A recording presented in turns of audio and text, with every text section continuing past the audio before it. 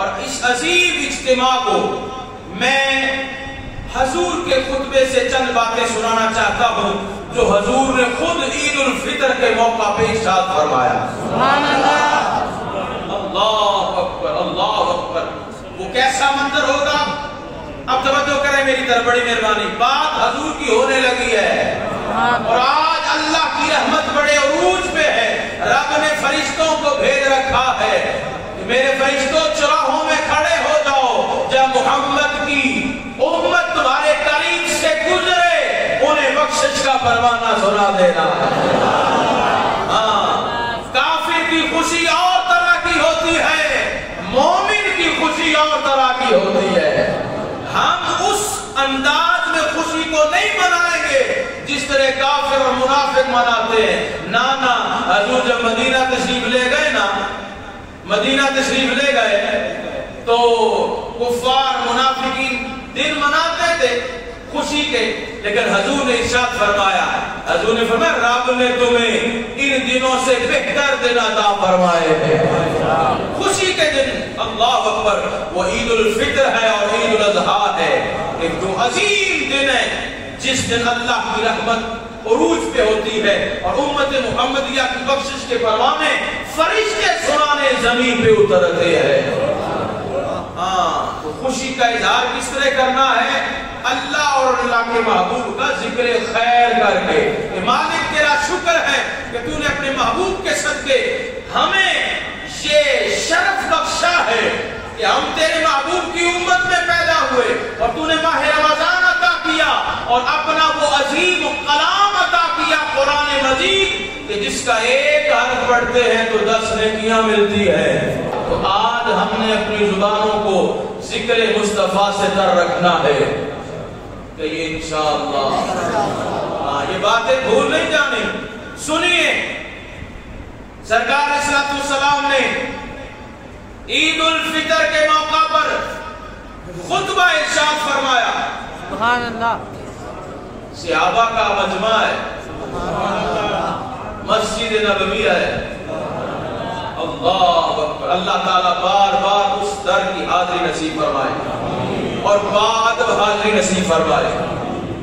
دل بڑا دکھی ہے جو معاملہ ہوا ہے نا مدینہ شریف کا، بھی سوچیں، خدا کی قسم ہم سر اٹھانے کے لائق نہیں رہے۔ یہ پاکستان کی قوم نے جو وہاں پہ نظارہ کیا، جو وہاں پہ گل کھلائے ہیں، سیاسی لوگوں نے اپنے سیاسی لیڈروں کا انتقام لینے کے لیے کس بارگاہ کی بے ادبی کی ہے؟ خدا کی قسم وہ بارگاہ کہ جہاں کے آداب خود خدا بیان کرتا ہے، خود خدا قرآن میں بیان کرتا ہے کہ اپنی آوازوں کو پست رکھنا ہے۔ اگر میرے محبوب کی بارگاہ میں آواز بلند ہو گئی نا، انت بتا مالکو، تمہارے اعمال ضائع ہو جائیں گے اور تمہیں خبر تک نہیں ہوگی۔ اور یہ روایات میں بات موجود ہے کہ جب یہ آیت نازل ہوئی تو پھر صحابہ کرام کا حضور کی بارگاہ میں حاضر ہونے کا انداز کیا تھا، اور حضور کی بارگاہ میں جب حاضر ہوتے اور حضور کے کاشان نبوت کو دستک دیتے، فرمایا کبھی کسی نے ہاتھ نہیں مارا، اپنے ناخنوں سے حضور کے در انور کو کھٹکھٹایا ہے۔ یہ ادب کر کے دکھایا صحابہ کرام نے۔ ان بے شرموں کو حیا چاہیے کہ جنہوں نے اپنی آواز کو بلند کیا۔ صحن مسجد نبوی میں کیا توقع رکھتے ہیں آپ ایسے لوگوں سے کہ جن کو بارگاہ نبوی کا ادب نہیں ہے؟ کتنے وہ منحوس لوگ ہیں کہ جنہیں مسجد نبوی میں جا کر بھی اپنا لیڈر یاد رہا اور امام الانبیاء کی بارگاہ میں تو اپنا بندہ اپنی جان سے بھی بے خبر ہو جانا چاہیے، اپنی جان کی بھی فکر نہیں ہونی چاہیے، اپنی ذات کو بھی بھول جانا چاہیے، اور وہاں پہ سیاسی لوگوں کا انتقام لیا جا رہا ہے۔ استغفر اللہ العظیم، خدا را میں ابھی بات کی ہے نا اور یہ شعر پڑھا ہے، میں ہاتھ جوڑ کے عرض کرتا ہوں یہ دل حضور کے لیے ہے۔ ہاں، کبھی کوئی پارٹی، کبھی کوئی پارٹی، کبھی یہ، کبھی وہ، کبھی اس کو دیکھ لو، کبھی اس کو دیکھ لو، کچھ نہیں ملنے والا۔ میرے امام نے کہا تھا پھر کے گلی گلی تباہ، ٹھوکریں سب کی کھائے کیوں، دل کو جو عقل دے خدا تیری گلی سے جائے کیوں۔ نماز پڑھنا آسان ہے، تسبیح کرنا آسان ہے، روزہ رکھنا بھی آسان ہے، حج کرنا بھی آسان ہو گیا، زکوٰۃ دینا بھی آسان ہو گیا، لیکن اللہ رسول کے لیے کسی کو رکھنا اور اللہ رسول کے لیے کسی کو چھوڑنا یہ عمل بڑا مشکل ہو گیا ہے۔ ہاں، یہ عمل بڑا مشکل ہو گیا ہے، اور یہ وہ عمل ہے جو ساری عبادت و ریاضت کی جان ہے۔ حضور نے فرمایا جو اللہ کے لیے محبت کرے،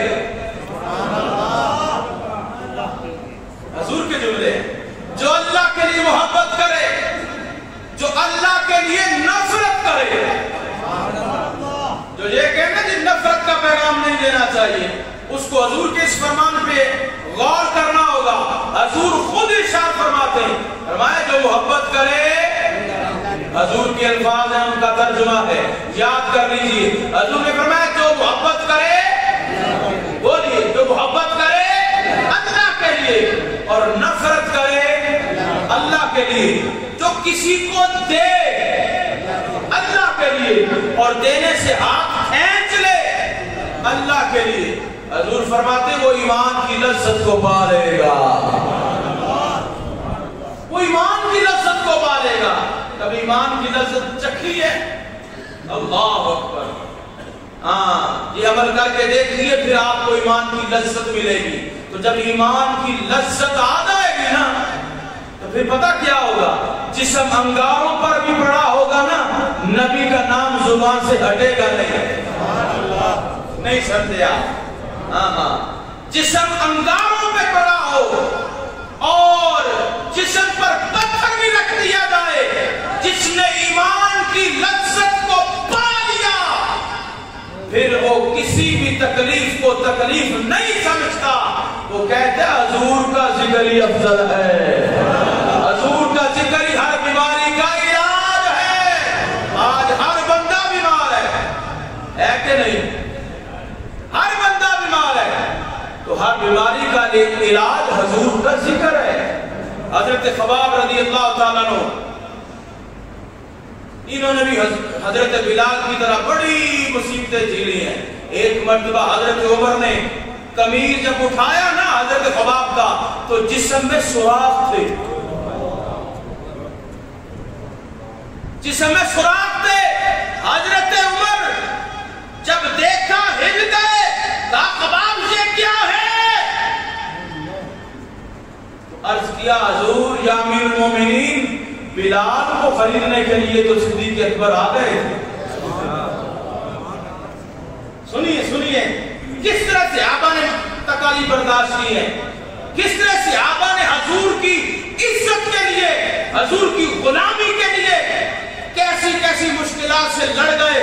حضرت خباب کہتے ہیں یا امیر المومنین، بلال کو تو خریدنے صدیق اکبر آ گئے تھے، لیکن ہماری جسم پر جو آگ برسائی گئی نا اس کو ہماری چربی نے ہی مان دیا ہے۔ چربی نکلتی تھی تو آگ بجھتی تھی۔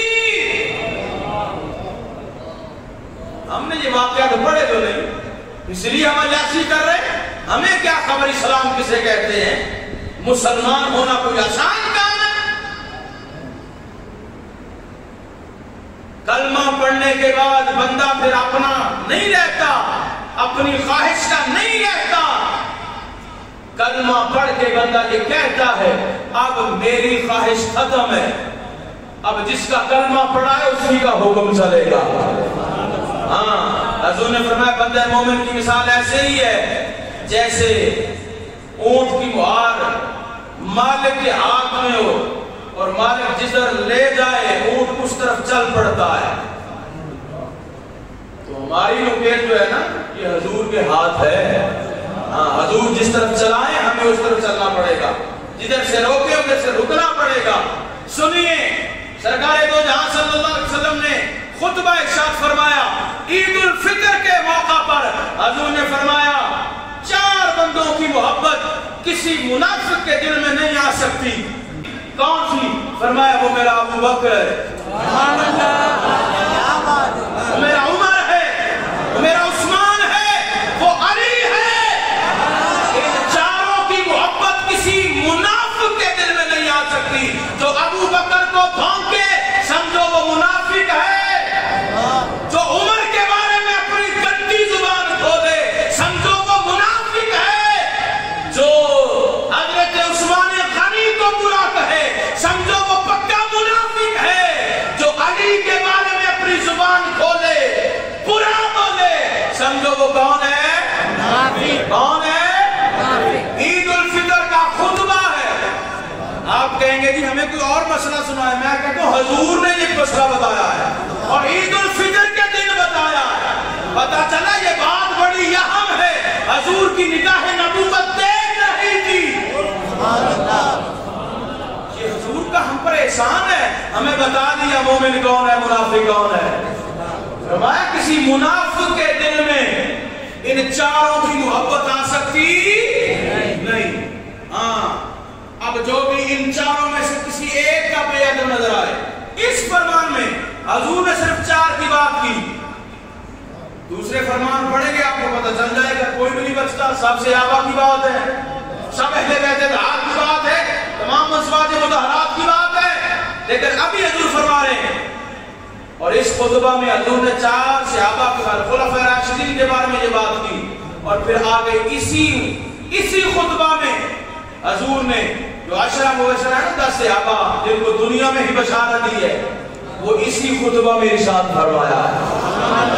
ابو بکر فی الجنہ, عمر فی الجنہ, عثمان فی الجنہ, علی فی الجنہ, طلحہ فی الجنہ, زبیر فی الجنہ, سعید فی الجنہ. یہ سب تو 10 صحابہ کو ایک ہی قول میں حضور نے جنتی فرمایا وہ اسی خطبہ میں ارشاد فرمایا. ایک بات خطبہ چل رہا ہے, حضور کا خطبہ چل رہا ہے. یہ باتیں اپنے دل کی تختی پہ لکھ کے لے جائیں. ہاں یہ حضور کی باتیں, کامیاب ہو جاؤ گے, کامیاب ہو جاؤ گے انشاءاللہ. اگلی بات حضور نے ارشاد فرمایا, سنیے حضور نے ارشاد فرمایا یا ایھا الناس, سبحان اللہ, اے لوگو. حضور فرماتے ہیں اپنے گھر والوں کو دوزخ کی آگ سے بچاؤ. یہ حضور نے ڈیوٹی لگائی ہے جو گھر کا سربراہ ہے کہ وہ خود بھی جہنم کی آگ سے بچے اور اپنے اہل خانہ کو بھی دوزخ کی آگ سے بچائے. یہ سربراہ کی ڈیوٹی ہے, یہ حضور کی طرف سے لگی ہے. میں اپنے گھر والوں کو دوزخ کی آگ سے بچاؤ. اور حضور ارشاد فرماتے ہیں یہ تمہاری اولاد, یہ تمہاری بیویاں, یہ تمہارے پاس اللہ کی امانت ہے.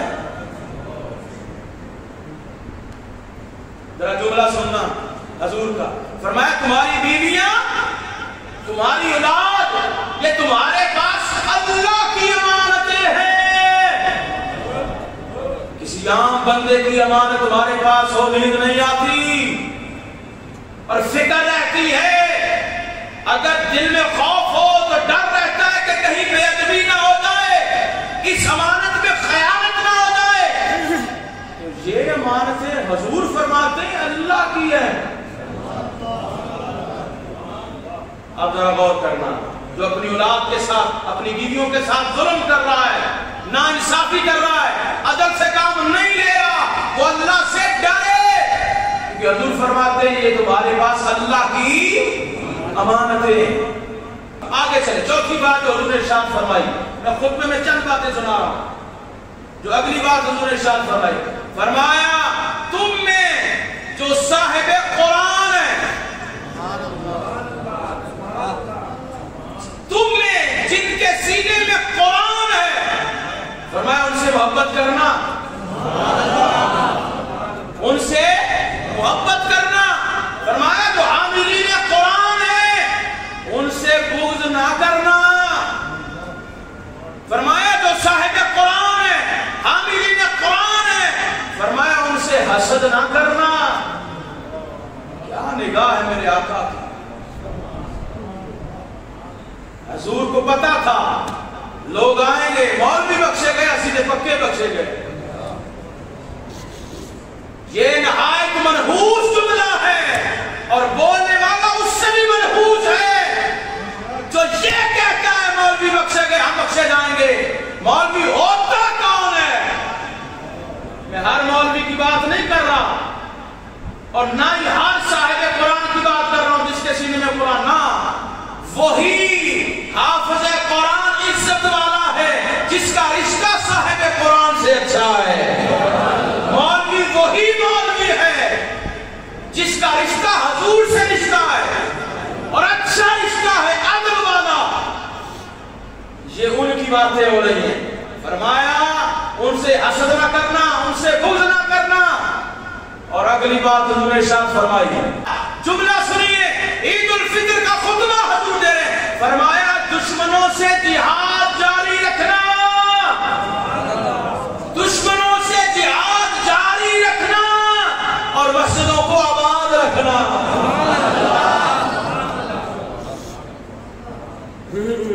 کب کی باتیں ہیں حضور بیان کر گئے.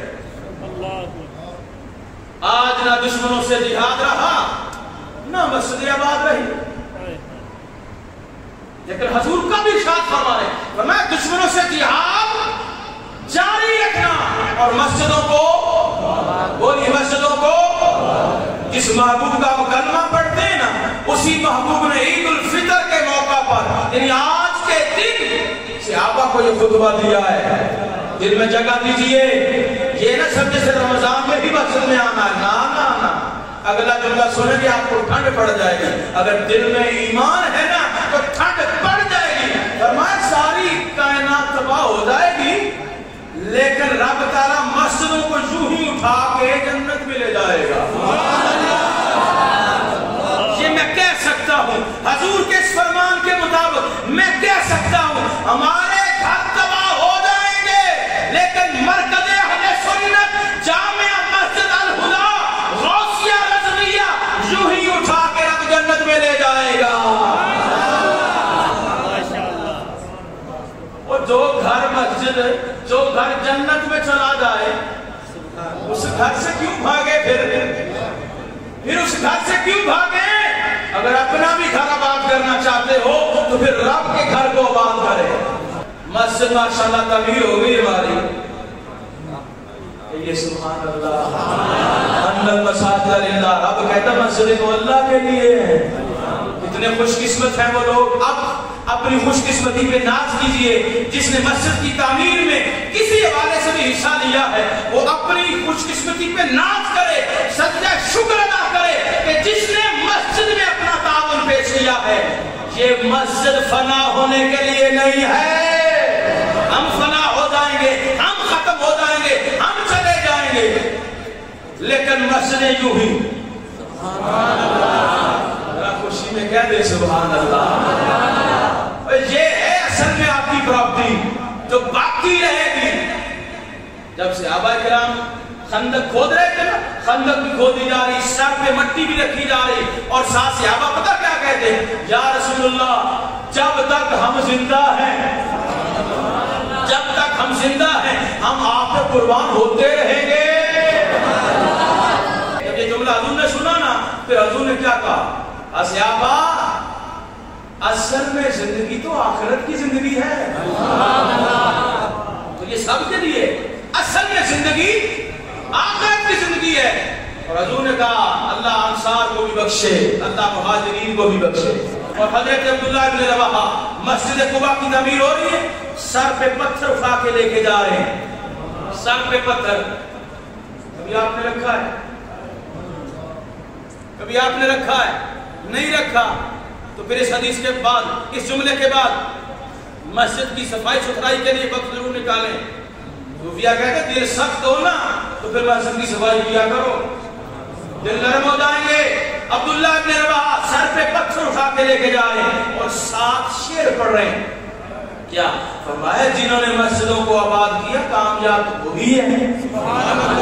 کامیاب تو وہی ہے جنہوں نے مسجدوں کو آباد کیا.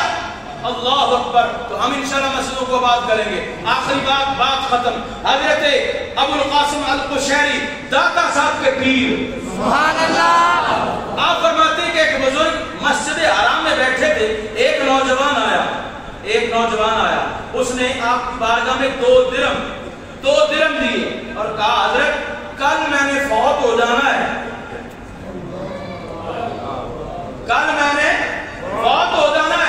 یہ 2 درم لے لیجئے، ایک کفن کے لیے، ایک قبر کی تیاری کے لیے.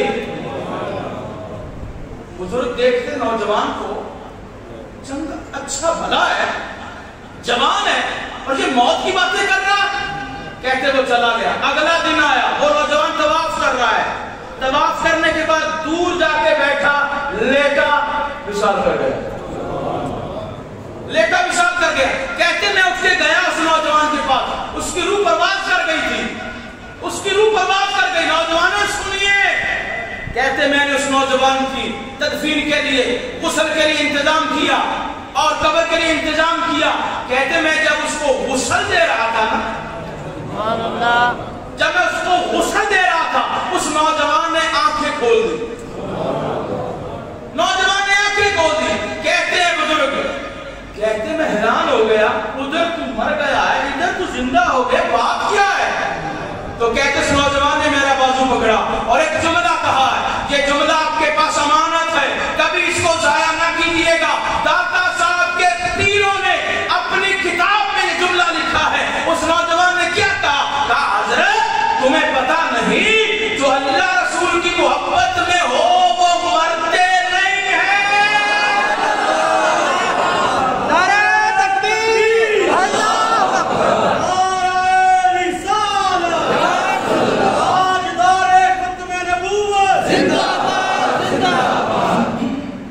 جو اللہ رسول کی محبت میں جئیں، جو اللہ رسول کی محبت میں رہیں، وہ کبھی مرتے نہیں. دل میں اللہ رسول کی محبت کو عروج بخشیں. انشاءاللہ مرنے کے بعد بھی آپ نہیں مریں گے. اللہ تعالیٰ ہمیں عمل کی توفیق عطا فرمائے.